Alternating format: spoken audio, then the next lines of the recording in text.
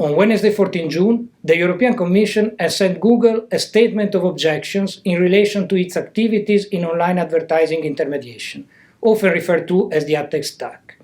We are charging Google with abusing its dominant position and illegally distorting competition in the online advertising industry in violation of European competition rules. Every time you open a web page or an app, the owner or publishers of the page might send out a signal looking for an ad to show you while you read that page or use the app. For many publishers, online advertising is their principal way to generate revenue. At the other end of the AdTech stack, there are thousands of advertisers looking to place ads for their products or services on the web pages and apps of those publishers. To find each other in real time, publishers and advertisers rely on intermediaries that use complex algorithms to place bids on behalf of specific advertisers for specific online ad space. Google offers the full range of intermediary services, ranging from tools for publishers to tools for advertisers, and in the middle, an ad exchange called AdX, where supply by publishers and demand by advertisers meet in real time. Our investigation has led us to the preliminary conclusion that Google holds a dominant position on both ends of the AdTech stack, and that it has abused this dominant position to favor AdX, its exchange, over rival exchanges. For example, for several years, Google Publisher Tool favored AdX by allowing it to bid in the knowledge of the bids of its rivals.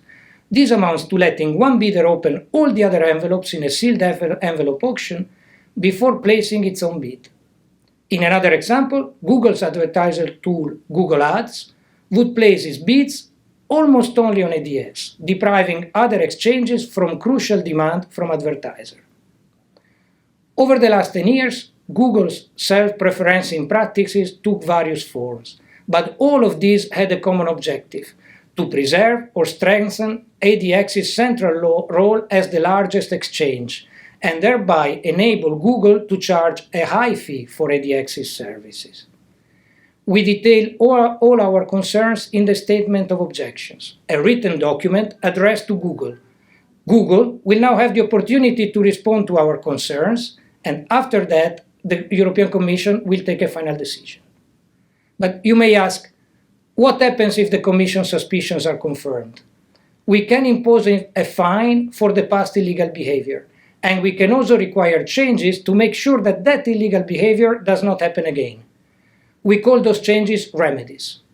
In this industry, Google has an inherent conflict of interest because it controls at the same time the demand for online ads, the supply of online ads, and the marketplace where demand and supply meet. We are concerned that as long as this conflict of interest remains in place, Google could continue the practices it has engaged in thus far. So we believe that we might have to require Google to divest parts of its activities in order to make sure that the illegal practices do not happen again.